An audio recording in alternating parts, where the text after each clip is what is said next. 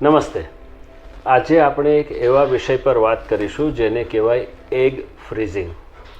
સ્ત્રી પાત્રની ઉંમર જેમ જેમ વધે છે તેમ તેમ એના સ્ત્રીબીજ નબળા પડતા જાય છે અને એ નબળા પડતા જવાને કારણે એની ફલન ક્ષમતા ઘટે છે.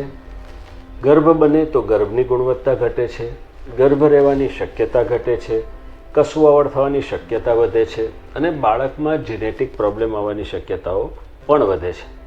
અને અમુક ઉંમર પછી તો સ્ત્રીના બીજ એટલા નબળા થઈ જાય છે કે ક્યાં તો બનતા જ નથી અથવા બને તો પણ ઉપયોગમાં લઈ શકાતા નથી. સામાન્ય રીતે સ્ત્રીઓ યોગ્ય ઉંમરે લગ્ન કરે, બાળક રાખે તો એમને આ પ્રશ્ન હોતો નથી.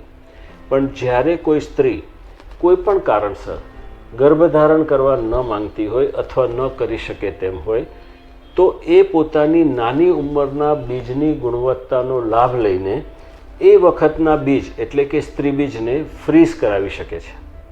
તો ફાયદો એ થાય છે કે સ્ત્રી બીજ જે તે ઉંમરની સ્ત્રીની ઉંમર પ્રમાણેની ગુણવત્તા ધરાવે છે, માટે જ્યારે ઉપયોગમાં લેવામાં આવે ત્યારે નાની ઉંમરની ગુણવત્તાવાળા સ્ત્રી બીજ અને એ પણ પોતાના જ મળી શકે છે. તો કોના માટે ઉપયોગી છે?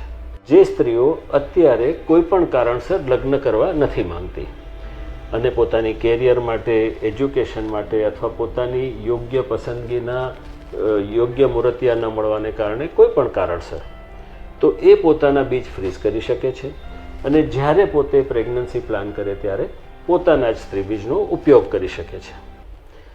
બીજી એવી કેટેગરી છે જે લોકોને કેન્સર કે એવી કોઈ બીમારી છે કે જેમને કિમોથેરાપી, રેડિયોથેરાપી લેવી પડી શકે છે અથવા તો સ્ત્રીબીજદાનીને નુકસાન થાય એવા કોઈ ઓપરેશન કરવા પડી શકે છે, તો એ લોકો પણ પોતાના બીજ ફ્રીઝ કરી શકે છે.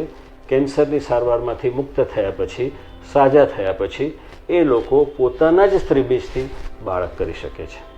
તો પહેલી જે કન્ડિશન કીધી, જેમાં વોલન્ટરીલી પ્રેગ્નન્સી નહીં રાખવા માટે ફ્રીઝ કરવામાં આવે છે, એને કહે છે સોશિયલ એગ ફ્રીઝિંગ.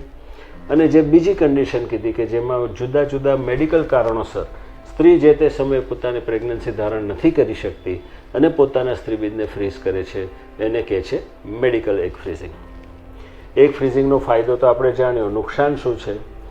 નુકસાન સૌથી વધારે એ છે કે it gives you false sense of security. એટલે કે મનમાં એમ થાય કે ભાઈ મારા બીજ તો પડ્યા છે, ગમે ત્યારે પ્રેગ્નન્સી રાખવી હશે તો હું રાખી શકીશ. પણ એ વાત ખોટી છે. હંમેશા થીજાવેલા બીજમાંથી બાળક થઈ જ જાય એવી ખાતરી નથી. માટે બને ત્યાં સુધી શક્ય હોય તો યોગ્ય સમયે પ્રેગ્નન્સી રાખી દેવી ઉચિત છે. પણ આ એ લોકો માટે ઉપયોગી છે જેમને એ યોગ્ય સમય અત્યારે નથી. Thank you for watching. Please subscribe two this channel for more information.